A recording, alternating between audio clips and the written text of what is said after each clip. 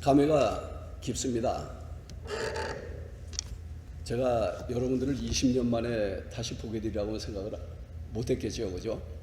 그래도 하나님의 은혜로 또 이렇게 다시 뵐 수 있게 되어진 것을 참 감사드리고, 제가 떠난 후에 또 이렇게 함께 오셔서 그리스도의 몸된 교회의 한 지체들로 믿음 생활을 함께 하시는 분이 있도록 하나님께서 섭리하신 일도 참 감사를 드립니다. 무엇보다도 우리 신성훈 목사님 대도시인 아틀란타를 떠나서 또 다른 대도시인 마이애미까지 내려오셔가지고 열심히 수고해 주시는 거 정말 감사드립니다. 주님께서 이 시간 우리들 가운데 특별한 은혜 베푸시를 이루기 위해서 한번 우리 같이 기도하시도록 하겠습니다. 기도하십시다. 사랑하는 아버지 하나님, 은혜와 사랑을 감사합니다. 우리 아버지 하나님께서 늘 저희들 가운데 영으로 함께 하시고 우리의 마음을 일깨워 주셔서 저희들의 중심이 하나님을 향하여 열려있게 하시고 주님의 구원을 이루신, 주님께서 구원을 완성하신 주일이 되면 한 마음으로 한자리 모이고자 하는 열망을 갖게 하셔서 저희들이 주의 말씀을 듣게 해주신 것을 감사합니다. 이 시간도 주님께서 저희들 가운데 같이 하여 주시고 말씀을 들을 때에 성령께서 친히 말씀하여 주셔서 우리의 심령이 새로워지고 힘을 얻도록 복을 주시옵소서. 예수님 이름으로 기도합니다.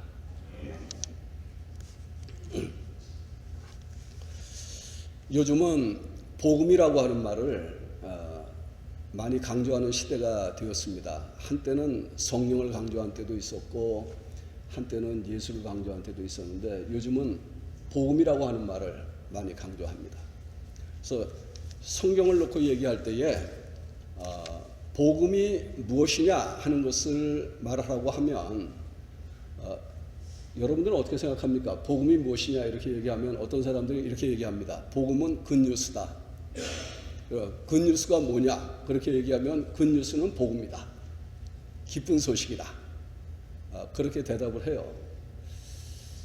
그래서 어떻게 보면은 복음이라고 하는 말을 들으면 사람들이 복음을 잘 알 것 같은데 복음의 내용이 무엇인지 잘 모르는 것 같은 그런 복음이 무엇이냐라고 하는 질문에 대해서 대답을 피하는 것 같은 그런 생각을 갖게 하는 때가 있습니다. 근데 일반적으로 목사님들은 복음을 무엇이라고 얘기하느냐 이렇게 얘기하면 성경에 있는 구절 가운데서 크게 두 군데를 보통 이야기하게 되어지는데요. 그 중에 하나가 요한복음 3장 16절입니다. 요한복음 3장 16절은 신구약 성경에 있는 하나님의 사랑에 관한, 복음에 관한 핵심 내용을 아주 간략하게 요약해 놓은 것이다.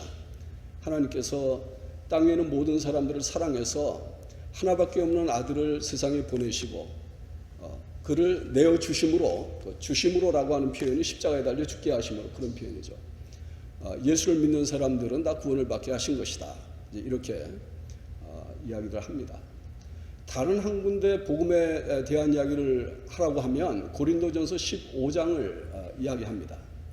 고린도전서 15장에는 예수님께서 성경대로 죽으시고 장사되신 지 사흘 만에 성경대로 다시 살아나셨다. 그렇게 말씀을 하는데 그 성경대로 죽으시고라고 하는 말 앞에 이런 표현이 있습니다. 우리의 죄를 위하여 죽으시고 그렇게 되어 있습니다. 예수님이 십자가에 달려 죽으신 것은 우리의 죄를 용서해 주시기 위해서 죽으셨다. 그리고 예수님이 부활하신 것에 관해서는 증인에 관한 이야기는 있지만 무엇을 위한 것이라고 하는 이야기는 없습니다. 그 이야기는 로마서에 나와요. 그래서 사도 바울이 로마서를 기록할 때에는 이렇게 얘기했습니다. 예수님께서 죽으신 것은 죄에 대하여 죽으신 것이고 예수님께서 부활하신 것은 의에 대하여 부활하신 것이다.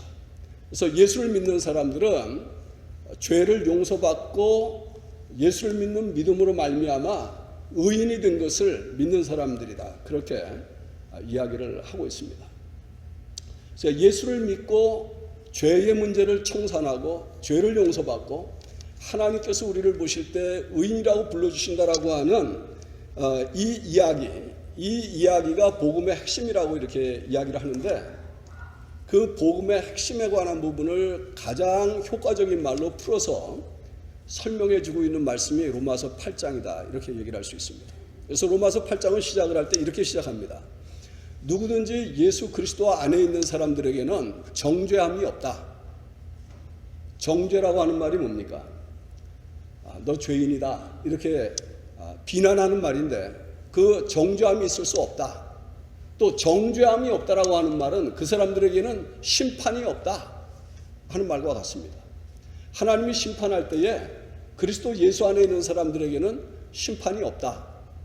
이렇게 시작한 이 말씀이 이어져 내려오다가 31절에 오면 오늘 우리가 읽은 그 말씀이 시작이 되어집니다. 그 말씀을 여러분들이 한번 다시 이렇게 보시죠. 31절을 보면 이렇게 시작을 합니다. 그런즉 우리가 무슨 말 하리요? 31절. 그런즉 이에 대하여 우리가 무슨 말 하리요? 만일 하나님이 우리를 위하시면 누가 우리를 대적하리요? 자기 아들을 아끼지 아니하시고 우리 모든 사람을 위하여 내어주시니가 어찌 그 아들과 함께 모든 것을 우리에게 은사로 주지 아니하시겠느냐? 누가 능히 하나님의 택하신 자들을 송사하리요? 의롭다 하신 이는 하나님이시니 누가 정죄하리요? 죽으실 뿐만 아니라 다시 살아나신 이는 그리스도 예수시니 그는 하나님의 우편에 계신 자요 우리를 위하여 간구하는 자다. 그렇게 말씀하고 계셔요. 그러니까 하나님이 누구 편이라는 겁니까? 하나님이 우리 편이라는 겁니다. 예수님이 누구 편이라는 겁니까? 예수님이 우리 편이라는 겁니다. 근데 예수님이 어떤 의미에서 우리 편이냐 하면 예수님께서 우리의 죄의 문제를 해결하시기 위해서 친히 십자가에 달려 죽기까지 하신 분으로서 우리 편이라는 거예요. 그러니까 우리가 죄를 지었다 할지라도 예수님께서 얘기하시는 것은 그 죄 때문에 내가 죽었다 그렇게 말씀을 하시는 거예요. 그러니까 만일에 내가 아닌 어떤 제3자가 그것이 사탄이 됐든 그것이 우리를 비난하는 사람이 됐든 우리를 대적하는 사람이 됐든 누가 되었든지 간에 우리의 허물을 들춰내고 너는 죄인이야 이렇게 얘기할 수 있을지는 몰라요. 그러나 주님께서 얘기하시는 것은 그 정죄가 타당하겠냐 이렇게 이야기하시는 겁니다. 아무도 너희를 비난할 수 없다. 더구나 여기에 나오는 이 표현의 말씀을 보면 하나님께서 자기 자신을 재판장처럼 묘사를 하고 있어요. 그 의롭다고 하신 분이 하나님이신데 하나님이 재판장으로서 의롭다라고 선언한 그 일에 대해서 이의를 붙일 수 있는 사람이 누가 있겠느냐? 그렇게 얘기를 하는 겁니다. 우리 권사님 한국에서 이렇게 오셨는데요. 지난달에 한국에서 폭력 시위라고 그래가지고 시위가 있어서 좀 복잡했죠. 그런데 그 일 때문에 경찰들이 이거는 폭력 시위다. 12월 5일 날 시위를 계획하고 있는 일들에 대해서는 불법 시위가 될 것이기 때문에 허락할 수 없다. 그렇게 이야기를 했어요. 그런데 한 지방에 있는 판사가 시위대에게 이야기하기를 우리가 시위를 하고 싶다라고 얘기할 때 그 판사가 판결하기를 그 시위는 정당한 시위이기 때문에 올라가서 시위해도 된다. 그렇게 판결을 했어요. 그래가지고 여기는 오늘 12월 6일이지만 어저께 11월 5일 날 한국에서는 시위를 했습니다. 이번에 시위할 때는 그분들이 가슴에다가 평화라고 하는 말을 붙이고 시위를 했다고 그래요. 평화 시위다. 그리고 가면, 복면을 못하게 하니까 복면 대신에 가면을 쓰고 시위를 했다. 그렇게 얘기를 해요. 재밌죠? 그죠? 그러니까 어떤 사람이 크리틱을 할 때 이렇게 얘기를 했습니다. 평화 시위라고 하면 차라리 시위를 하지 않는 게 평화롭고 가면 시위라고 하면 무도회에서 하는 게 훨씬 더 어울리지 않겠냐. 재밌는 말이잖아요. 그죠?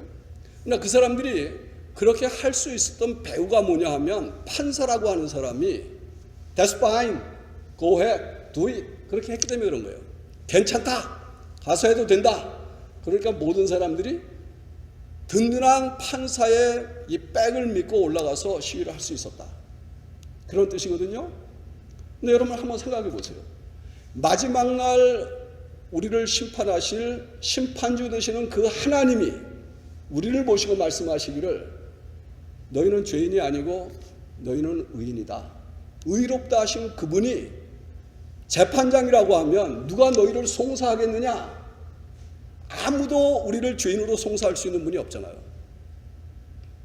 그게 우리의 확실한 담보거든요. 그래서 우리가 복음을 이야기하면 하나님의 은혜로 하나님의 구원으로 우리는 기뻐할 수 있다. 담대하게 세상을 살 수 있다. 이렇게 말씀을 하게 되는 것입니다. 그거 이상은 확실한 담보가 어디 있습니까? 그런데도요, 현실은 그렇지 않습니다. 제가 내려오기 전에 우리 정영기 집사님 췌장암 수술 받으셔야 한다고 하는 얘기를 들었어요. 그 이야기를 들었을 때에 제게 연상되는 할아버지, 미국 노인 할아버지 한 분이 생각이 났습니다. 제가 병원에서 한동안 그 환자분들을 섬기기 위해서 일을 한 때가 있었는데 한 번은 그 젊은 여자분이 저를 찾아왔어요. 찾아와가지고 하는 말이 채플린이니까 그 목사님께서 제 아버지에게 구원의 확신을 갖도록 좀 해주실 수가 있습니까? 그렇게 이야기를 하는 거예요. 그래서 제가 물어봤죠. 그 아버님이 어떤 분입니까? 그랬더니 그 딸이 하는 말이 아버지는 크리스천 가정에서 태어나가지고 평생을 믿음 생활 하시고 교회에서 충성 봉사하신 분입니다. 지금까지 살아오면서 착한 일, 선한 일, 구제하는 일, 주님의 이름으로 다른 사람을 섬기는 일을 그것을 기쁨으로 알고 살아온 사람이라는 거예요. 그래서 어떤 교회를 다니십니까? 그랬더니 침례교회를 다니신대요. 그래서 제게 들어오는 생각들이 많이 있지만 제가 그 얘기를 다 할 수는 없고 그러면 제가 아버님 한번 만나보겠습니다. 그렇게 하고 아버지를 만났어요. 만나가지고 긴 시간 동안 그 아버지의 이야기를 들어주었습니다. 근데 그 아버지의 이야기는 뭐냐 하면 이런 거예요. 긴 이야기를 간단하게 줄이면 제가 평생 하나님의 말씀대로 순종해서 착하고 의롭고 선하고 다른 사람들을 돕는 삶을 사랑하는 삶을 살려고 애를 썼습니다. 교회에서 충성 봉사했습니다. 그런데 막상 들어가면 살아나올지도 모르는 살아나온다는 보장이 없는 이 대수술을 앞에다 놓고 내가 살아온 삶을 돌아다 보니까 두렵더라는 거예요. 왜 두려우냐? 정말 내가 구원을 받았다라고 하는 확실한 그 보장을 어디서 얻을 것인가 하고 자기가 살아온 삶을 들여다보니까 자기 자신을 정죄하는 게 있더라는 거예요. 여러분들 우리가 세상을 살아가면서요, 죄 안 짓는 사람이 있습니까? 크리스천 가정에서 태어나가지고 하나님 말씀대로 양육을 받고 평생을 교회 안에서 살았다고 그래서 그 사람이 나는 무죄하다 이렇게 얘기할 수 있는 사람이 있습니까? 나는 완전하게 사랑하면서 살았다 이렇게 얘기할 수 있는 사람이 있습니까? 그분이 자기 자신이 한 일을 놓고 보니까 물론 잘한 것들도 있어요. 그런데 음지도 있더라 그거예요. 어두운 데도 있더라. 그 어두운 삶, 다른 사람에게는 알려지지 않았지만 자기만 아는 이런 죄악들의 요소들을 헤아려 보니까 정말 내가 구원받았다고 할 수 있겠나 하는 의혹이 든 거예요. 그러니까 그 딸한테 얘기할 때에 나 구원받지 못한 것 같아. 그렇게 얘기를 한 거예요. 이 딸은 경악을 했고 도움을 받아야겠다고 생각을 해가지고 저를 찾아온 거예요. 제가 그분에게 이런 질문을 했어요. 맞습니다. 우리가 만일에 하나님께서 우리를 구원하신다라고 하는 구원의 기준을 우리가 어떻게 살았느냐, 내가 무엇을 했느냐라고 하는 쪽에서 찾으신다고 하면 우리는 하나님 앞에 설 수가 없습니다. 아무도 하나님 앞에 설 수 있는 사람이 없습니다. 아무도. 그리고 나서 그분에게 제가 이렇게 물었습니다. 하나님께서 우리의 죄를 회개하면 용서해 주신다고 하지 않습니까? 우리 그렇게 많이 들었잖아요. 그죠? 그러니까 그렇다고 그래요. 그러나 하나님께서 우리의 죄를 용서하실 때에 어떤 근거 위에서 하나님이 우리의 죄를 용서하십니까? 그랬더니 그분이 이렇게 대답을 해요. 예수님께서 십자가 위에서 내 죄를 위하여 죽으셨기 때문에 하나님이 예수님의 죽음을 보시고 내 죄를 용서해 주신다라고 믿습니다. 우리 다 그렇게 믿지 않습니까? 그죠? 예수님이 죽으시고 예수님이 부활하신 것을 믿는 나를 보고 하나님께서 나를 용서해 주신다는 거예요. 그러면 선생님께서 라이프타임 살면서 잘한 게 무슨 의미가 있습니까? 라이프타임 살면서 잘못한 게 무슨 의미가 있습니까? 잘못한 부분에 대해서 하나님이 우리에게 얘기하는 것은 내가 그 일을 위해서 내 아들을 십자가에 내어 주었고 그 아들이 십자가에 달려 죽은 것을 믿는 사람들에게는 내가 모든 죄를 용서해 주겠다라고 약속을 했다. 그러니까 죄의 용서의 근거가 예수님의 십자가의 죽음이라고 하면 그러면 선생님이 죄를 짓고 안 지은 거는 예수님께서 다 담당하신 거 아니냐. 그렇죠. 내가 착하게 산 것조차도 내 구원하고는 관계가 없어요. 예수님이 부활하신 그 부활을 보고 하나님이 나를 의롭다고 불러주신 것 때문에 내가 구원을 받았다고 하면 선생님께서 착하게 사신 것은 구원받은 사람이라고 하는 것을 보여주는 열매밖에 더 되겠느냐. 불완전한들 어떻겠어요? 하나님께서 기뻐 받으시면 됐지. 그거를 말씀하신 분이 하나님이라고 하는 것을 정말 믿으세요? 제가 그렇게 물어봤어요. 그러니까 그분이 깨달은 것이 생긴 거예요. 우리의 구원은 우리가 하는 일에 달려있는 게 아니거든요. 우리의 구원은 예수님께서 우리를 위해서 해주신 것을 믿는 믿음에 달려있는 거예요. 그래서 구원은 믿음으로만이라고 하는 말을 쓰는 겁니다. 그런데 믿음이라고 하는 게 참 기가 막힌 거잖아요. 그러면 믿음이라고 하면 사람들은 어떻게 생각합니까? 어떻게 생각하냐면 일반적으로는요. 내가 내 마음속으로 확신하는 어떤 것이라고 생각을 해요. 내가 그 마음으로 다짐하는 어떤 것이라고 생각을 해요. 그래서 믿음이 좋다, 믿음이 크다라고 하는 것은 내가 흔들리지 않고 어떤 상황에 와도 흔들리지 않고 내가 어떤 것을 지키는 것이라고 생각을 해요. 그렇죠. 그러나 기독교가 말하는 성경이 말하는 믿음은 그런 것이 아닙니다. 우리가 성경에서 말하는 이 믿음은 꼭 이렇게 얘기를 해요. 우리는 하나님을 믿는다. 우리는 예수님을 믿는다. 그렇게 얘기하죠. 믿음의 대상이 있는 거예요. 나를 믿는 게 아니야. 하나님을 믿는 거예요. 나를 믿는 게 아니에요. 예수님을 믿는 거예요. 그 말은 하나님을 의지하거나 예수님을 의지한다 그런 뜻이에요. 제가 이 말을 하기 위해서는 종종 이런 예화를 듭니다. 여러분들이 이제 저를 보시죠. 제가 주머니에서 체크북을 하나 딱 꺼내가지고 체크에다가 체크를 씁니다. 동그라미가 한 10개쯤 혹은 15개쯤 들어가는 좋은 훌륭한 체크를 하나 딱 끊어가지고 오늘 여기서 제일 먼저 손드는 사람 드리겠습니다. 그래서 제일 먼저 손든 사람에게 드렸다고 그래요. 그분이 받았어요. 체크를 받으면서 이런 생각을 할지 모릅니다. 체크 한번 보고 제 얼굴 한번 보고 저 목사가 정말 돈이 이만큼이나 있을까? 그런 생각 할 수 있잖아요. 그죠?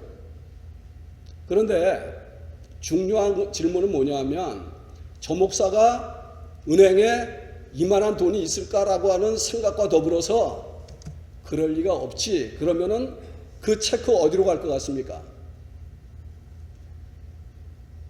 그 체크가 수비니어가 되거나 모으는 취미 모음하는 사람들이 모으는 것 가운데 하나가 되거나 기념품이 되거나 아니면은 쓰레기통에 갈 거예요. 그게 무슨 말입니까? 그 사람이 조목사라는 사람을 믿지 못한다는 거예요. 만일에 그 사람이 조목사를 보고 체크를 보고 조목사를 보고 이 사람 정말 은행에 돈이 있겠다 이렇게 생각이 되면 그 체크 들고 어디로 가겠어요? 은행에 가겠죠, 그죠? 여러분들이 성경 공부한다라고 얘기할 때 꼭 우리가 착각하지 말아야 되는 부분이 그 부분입니다. 성경을 공부한다라고 하는 것은 마치 바다들은 체크를 공부하는 것과 똑같아요.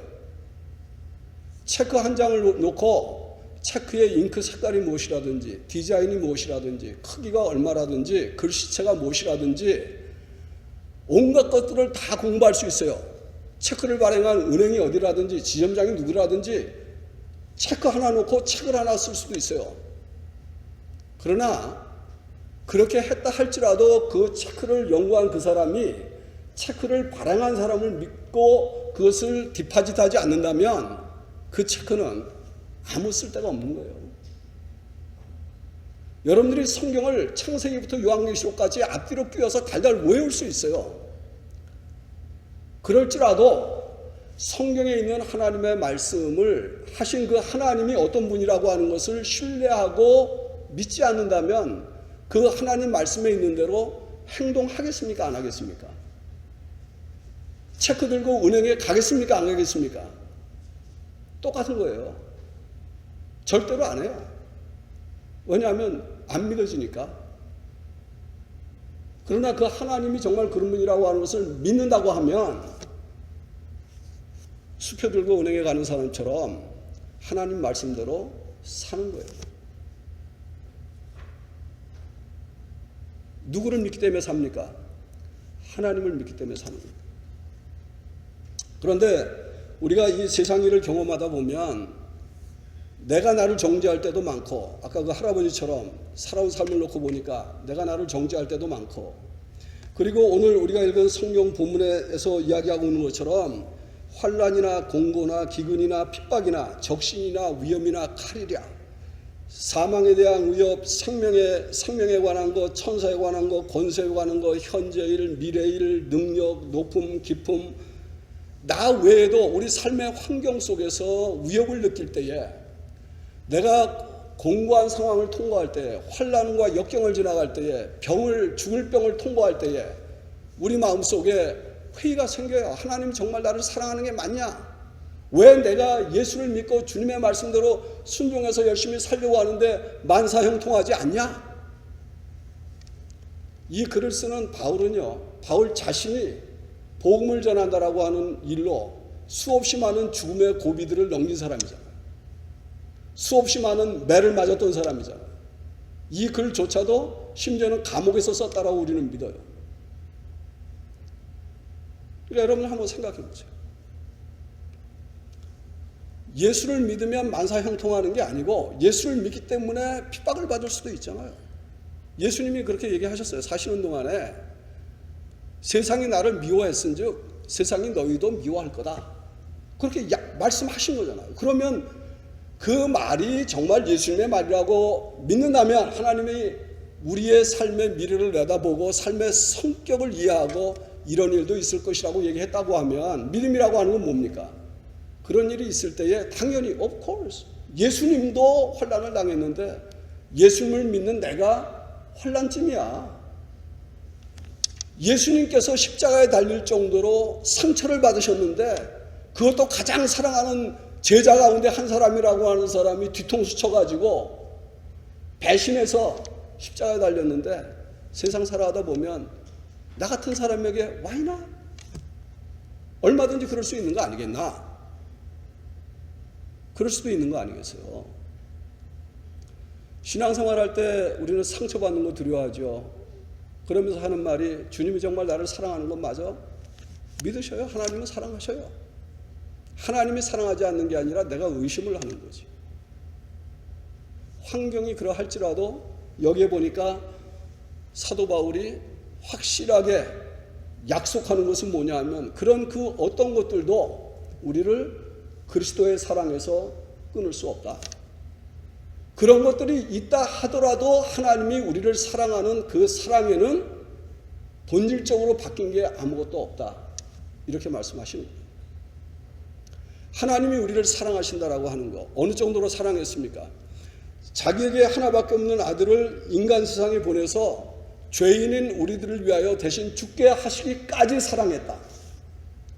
하나님이 우리를 그토록 사랑했다고 하면 그 아버지 하나님의 사랑으로부터 우리를 끊을 수 있는 것이 무엇이 있겠나? 딱 한 가지 있어요. 그것은 그 하나님의 사랑을 믿지 않는 불신이에요. 여러분이 하나님을 신뢰하지 않으면 하나님의 사랑은 마치 물보라처럼 사라져버리고 말아요.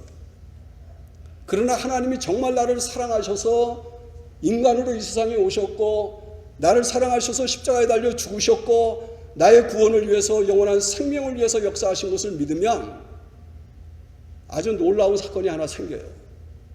그 사건은 뭐냐면 이것입니다. 사람들은요 일반적으로 죽음이 영원하다라고 생각을 해요.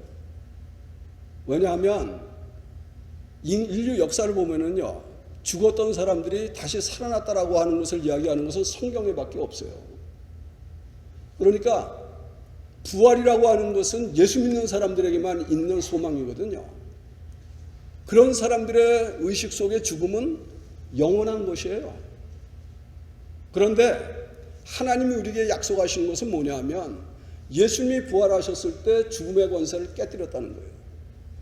그 순간에 죽음은 템포럴한 것이 되는 거예요. 죽음은 순간적이 되는 것이에요. 죽음은 지나가는 것이 되는 거예요. 사람들은 어떻게 생각하냐면 우리의 생명은 순간적이라고 생각해요. 우리의 삶은 지나가는 거라고 생각해요. 우리가 경험하는 모든 것들은 일시적인 것이라고 생각을 해요.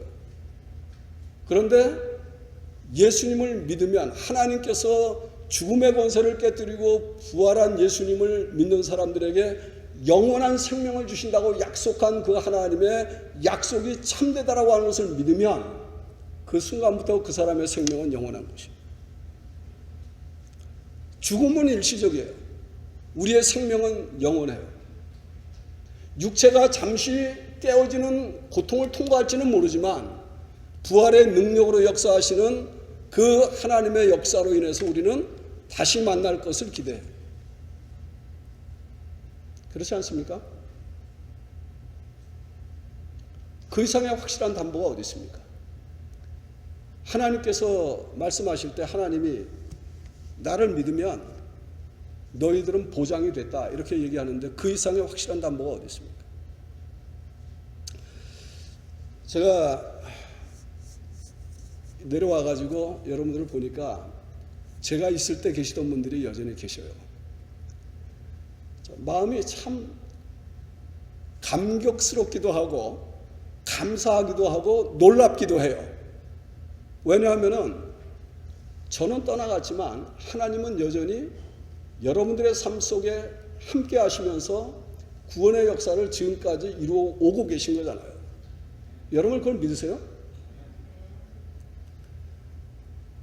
같은 하나님이 제 삶을 붙잡고 있기 때문에 저도 인간적으로 얘기하면은 이럴 수가 라고 하는 순간들이 있었지만 여전히 아직도 말씀 전하는 사람으로 있잖아요.